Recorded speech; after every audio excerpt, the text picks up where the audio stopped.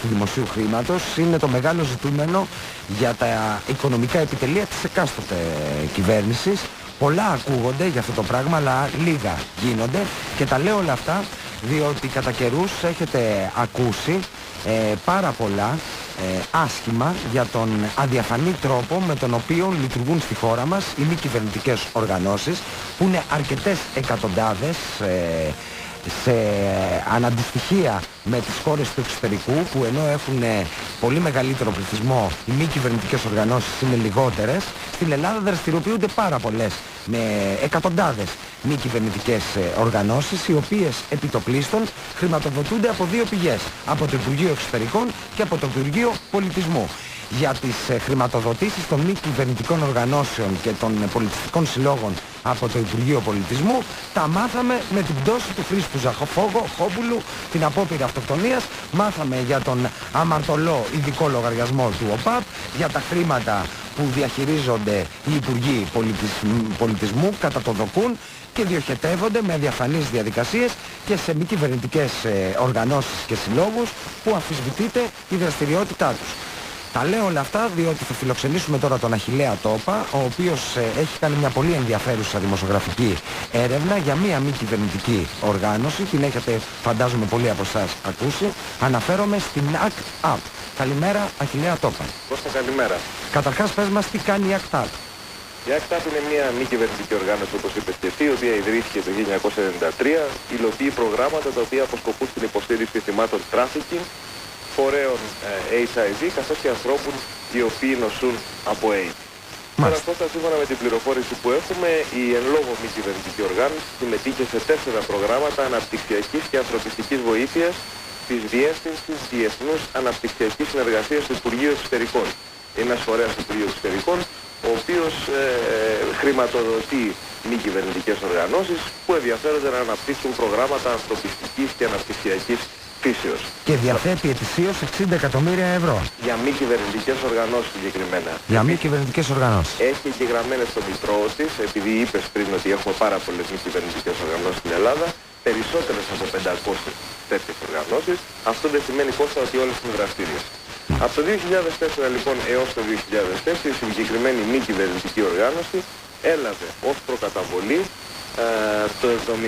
το 75% περίπου του συνολικού ποσού που εμπλέκονται στα προγράμματα αυτά, δηλαδή περίπου 200.000 ευρώ, σύμφωνα με την πληροφόρηση που έχουμε πάντοτε.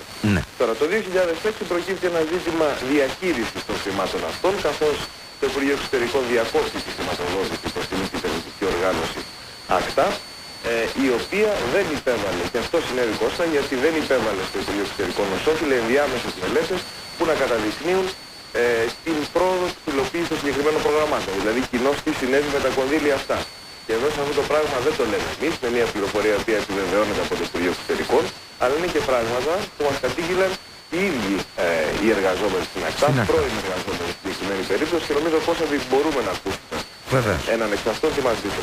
Ο κύριος Σάιμον Ράδης κατήγγειλε στο Sky ότι ο πρόεδρος της ACT UP, ο κύριος Κωνσταντίνος Καμπουράκης, του ζήτησε να φτιάξει εικονικές αποδείξεις για να καλύψουν δαπάνες από κρατικά κονδύλια που είχε λάβει η ACT UP από το Υπουργείο Εξωτερικών. Είχαμε οικονομικά προβλήματα όλο το διάστημα που δούλεψα εκεί. Προσπαθήσαμε να βοηθήσουμε το αφεντικό και να διαπιστώσουμε τι γίνεται με τα χρήματα που είχε λάβει η οργάνωση. Τα Χριστούγεννα απαιτήσαμε να βελτιωθεί η κατάσταση, καθώς ήταν καινούριο έτος και δεν μπορούσα να δουλεύω άλλο χωρίς τηλέφωνο και υπολογιστές. Δεν ήταν πρακτικό. Τότε ζήτησε από μένα και μια συνάδελφο να το βοηθήσουμε να φτιάξει εικονικές αποδείξεις για να καλύψουμε δαπάνες από κρατικά κονδύλια που είχαμε λάβει από το Υπουργείο Εξωτερικών. Δεν γνωρίζαμε τι απέγινε με τα χρήματα αυτά. Τα βιβλία με τους λογαριασμούς των τελευταίων 5 ετών δεν έχουν συμπληρωθεί ακόμη. Αυτές οι διαδικασίες, τουλάχιστον στην Αγγλία, συνιστούν απάτη και επισύουν ποινή φυλάκισης 5 με 10 χρόνια.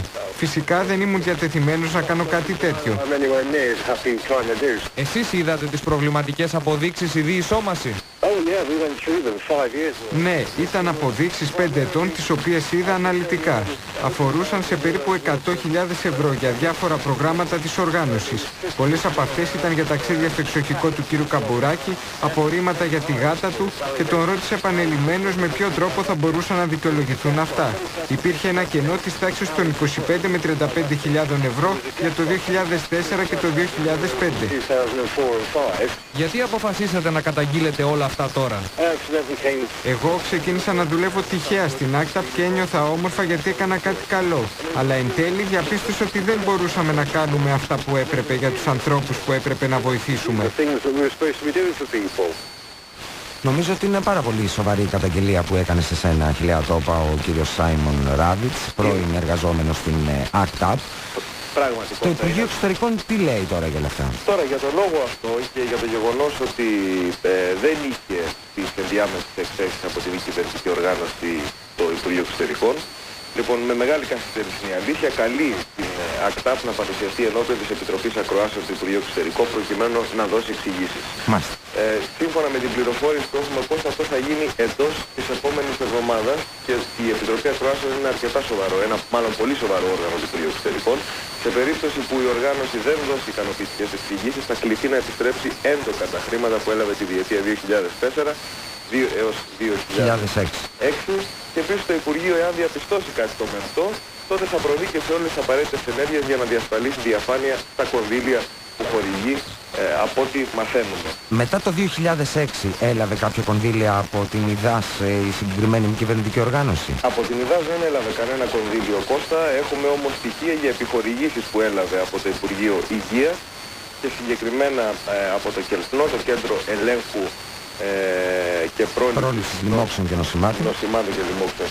Ακριβώς. Οι πόροι τώρα του ΚΕΛΣΝΟ προέρχονται από τον τακτικό προϋπολογισμό του Υπουργείου Υγείας. Τουλάχιστον σε μία περίπτωση γνωρίζουμε εμείς ότι το καλοκαίρι του 2006 και να έχει διακοπεί η χρηματοδότηση από την ΙΔΑΣ, ζητά η ACTAP 55.000 ευρώ για την κάλυψη δαπανών μιας καλοκαιρινής εκστρατείας, επισκέψεις σε 5 νησιά και διανομή ενημερωτικού υλικού στον πληθυσμό για την ασθένεια του AIDS. Τώρα, Κώστα, πόσα χρήματα ήταν αυτά που έλαβε? Εμείς ξέρουμε σίγουρα για μια περίπτωση για 55.000 ευρώ.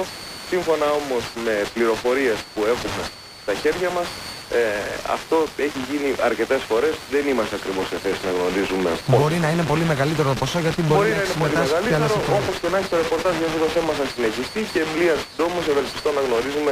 Δηλαδή τώρα να συνοψίσω εγώ, έχουμε μια κυβερνητική οργάνωση η οποία δραστηριοποιείται από τις αρχές της δεκαετίας του 90 και το θέμα που αναδεικνύεις εσύ είναι ότι τη διετία 2004-2006 εισέπραξε 200.000 ευρώ, τα διαχειρίστηκε με διαφανή τρόπο. Όπως όλα δείχνουμε. Έχουμε την καταγγελία του πρώην εργαζομένου ότι ζητήθηκε από τον πρόεδρο της ACTAP, του ζητήθηκε από τον κύριο Καμπουράκη να φτιάξει εικονικές αποδείξεις για να καλύψουν τις δαπάνες από τα κονδύλια που είχαν λάβει από το Υπουργείο Εξωτερικών.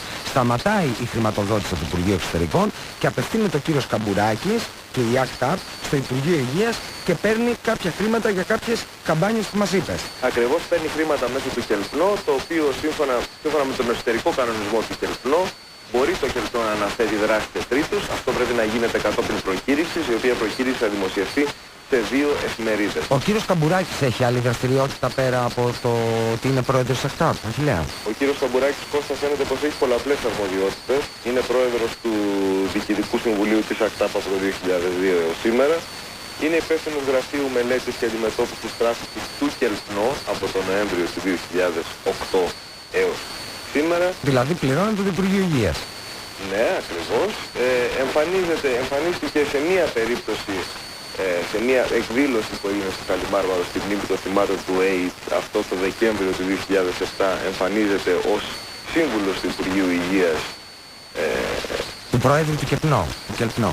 Και του Προέδρου του ΚΕΛΣΝΟ, Κώστα, ως σύμβουλος του Προέδρου του ΚΕΛΣΝΟ, του κ. Πιερουσάκου, εμφανίζεται στο Εθνικό Σχέδιο Διαβούλευσης για την καταπολέμηση του AIDS. Πολυθεσίτης δηλαδή ο κύριος Καμπουράκης. Έχουμε αδιαφανείς διαδικασίες στα κονδύλια που πήρε από το Υπουργείο Εξωτερικών, απευθύνθηκε στο Υπουργείο Υγείας, πήρε και από εκεί χρήματα και παράλληλα είναι και έμιστος υπάλληλος του Υπουργείου Υγείας μέσω της σχέσης που έχει στο Κελπνό. Πολύ ενδιαφέρον αυτό, όπως γενικότερα ενδιαφέρον έχουν οι δράσεις των μη κυβερνητικών οργανώσεων στην Ελλάδα. Ευχαριστώ.